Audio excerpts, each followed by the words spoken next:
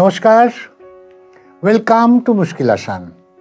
আমি doctor Kedar Ranjan Banerjee, consultant psychiatrist, national institute of behavioural sciences. আগের শুক্রবার আমরা আলোচনা করছিলাম অ্যালজাইমার্স নিয়ে। আপনারা আজকে যারা নতুন দেখছেন তাদের জন্যে একটু ছোট্ট করে বলে দিই, অ্যালজাইমার্স রোগ সম্বন্ধে অনেকের ভুল ধারণা আছে। অনেকের ধারণা যে বয়স্কদেরই হয়, বৃদ্ধাদেরই হয়। ধারণাটা খুবই ভুল। অ্যালজাইমার্স কিন্তু 40-এর উপর হলেই দেখা যায় এবং আপনারও হতে পারে। অ্যালজাইমার্স রোগ বলে আসে না।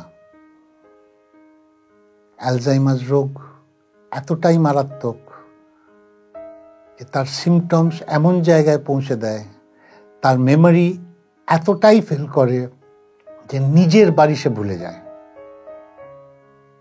নিজের বাড়ি চিনতে পারে না, নিজের স্ত্রীকে চিনতে পারে না, নিজের ছেলে মেয়েদের চিনতে পারে না।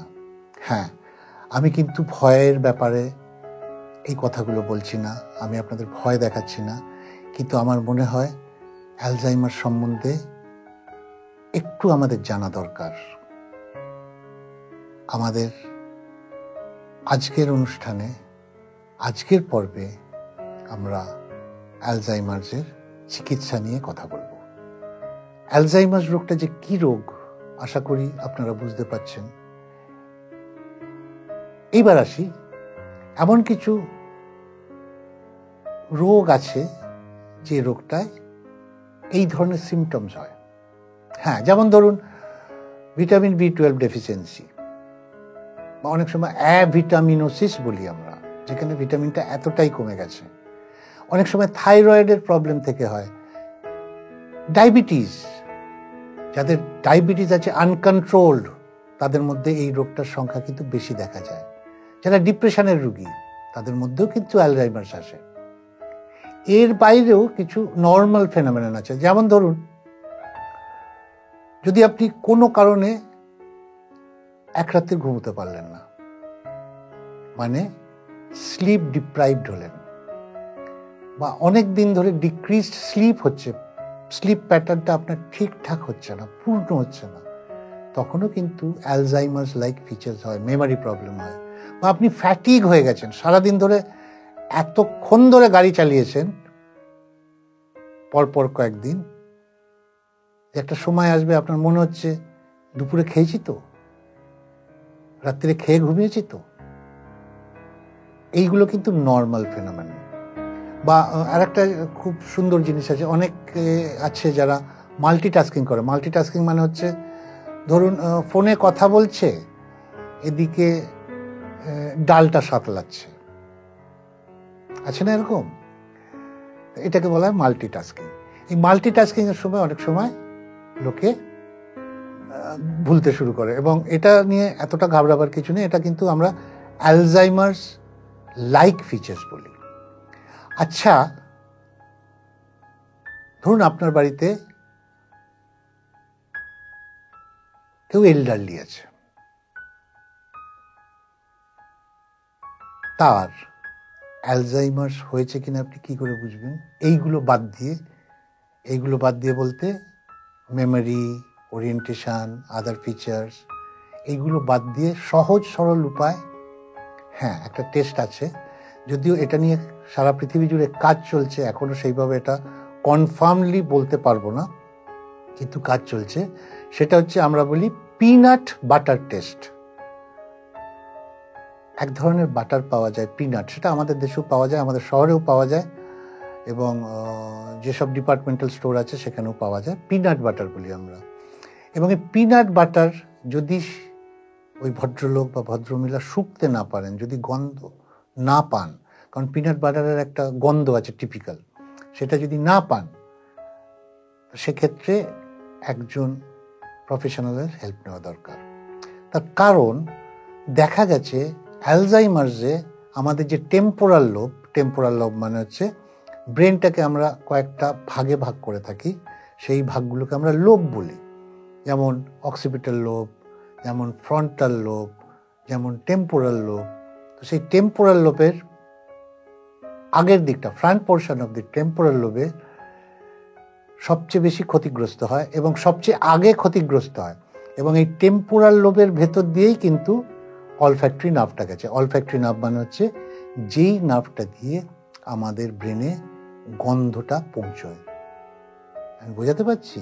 অতএব পিনাট বাটার টেস্টটাও কিন্তু একটা সহজ উপায় ইনিশিয়ালি আমরা বুঝতে পারবো। এবার আসুন ট্রিটমেন্টে। ট্রিটমেন্ট কি সত্যি আছে? এটা তো কিউরেবল নয়, তা আবার ট্রিটমেন্ট কি করে হবে? হ্যাঁ, এটা কিন্তু কিউরেবল নয়, কারণ ব্রেনে যে ড্যামেজটা হচ্ছে সেটা কিন্তু পার্মানেন্ট ড্যামেজ। এমন কি কোনো ওষুধ আছে যে ওষুধ খেলে আপনার সাদা চুল আবার কালো হবে? এমন কি কোনো ওষুধ আছে যে ওষুধ খেলে আপনার চামড়া টান টান হয়ে যাবে আবার 16 বছরের মতো? নেই না? ঠিক তেমন কোনো ওষুধ নেই যে ব্রেনটাকে আবার সেই অরিজিনাল পজিশনে ফেরত আনার। অতএব বুঝতেই পাচ্ছেন এর কোনো চিকিৎসা নেই। বাট তাহলে আমাদের কাছে আসে কেন পেশেন্ট? কেন ডাক্তারদের কাছে, কেন সাইকিয়াট্রিস্ট, নিউরোলজিস্টদের কাছে এই ধরনের ডিমেনশিয়া পেশেন্ট বা অ্যালজাইমার্স পেশেন্ট আসে?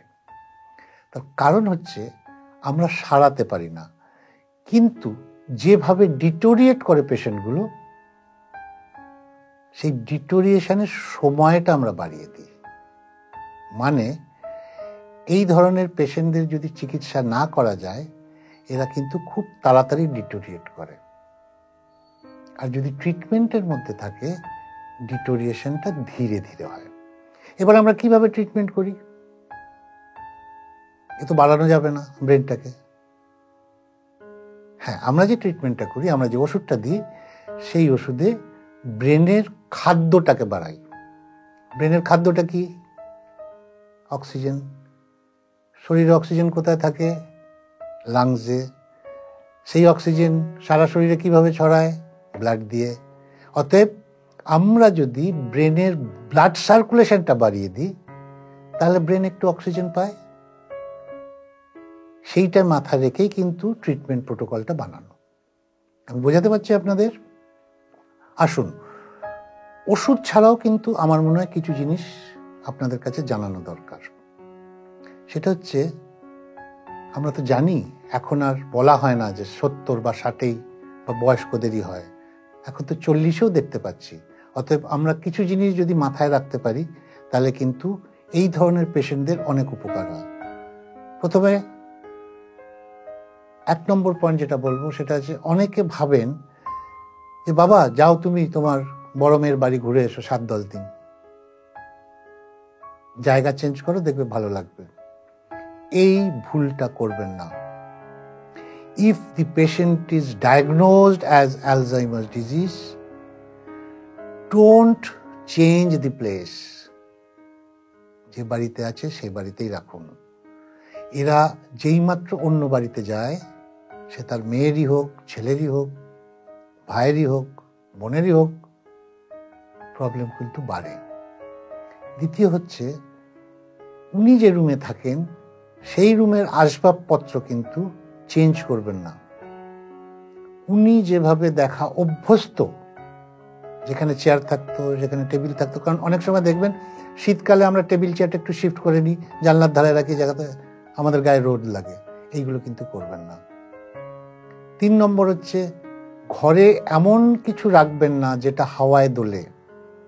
যেমন দেখবেন 12 মাসের ক্যালেন্ডার হয় একটা পাতায়, সেটা কিন্তু হাওয়ায় দোলে।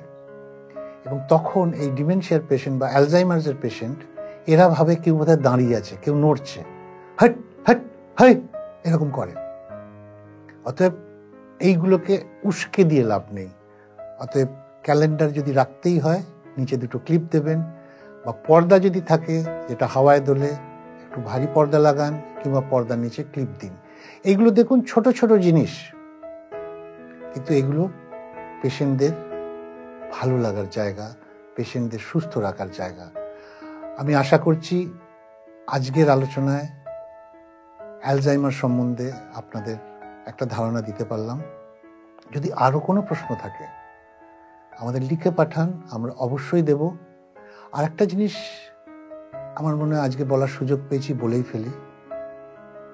মানসিক রোগ ছোঁয়াচে নয়, এটা অনেকের ভুল ধারণা। এই রোগ কিন্তু আপনারও হতে পারে। দয়া করে পাগল শব্দটা ব্যবহার করবেন না, আপনারই তো কাছের জন। মানসিক রোগী বলবেন। আজকে এইটুকুই থাক। যদি ভালো লাগে লাইক দেবেন। যাদের বাড়িতে এই ধরনের বয়সের লোকজন আছে, যদি পারেন ওই বাড়িতে কাইন্ডলি এই প্রোগ্রামটা শেয়ার করবেন, যাতে ওনারাও জানতে পারেন অ্যালজাইমার্স ব্যাপারটা কি, ডিমেনশিয়া ব্যাপারটা কি। আর যারা নতুন দেখছেন তারা সাবস্ক্রাইব করবেন। আজকে এইটুকুই। নমস্কার।